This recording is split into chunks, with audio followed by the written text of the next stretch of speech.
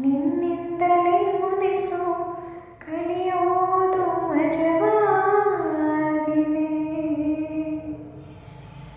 ಎಂದು ಜಡೆಯನ್ನು ಇಳಿದು ಕೇಳುವೆನು, ನೀ ಸ್ವಲ್ಪ ನಿಲ್ಲಬಾರದೆ.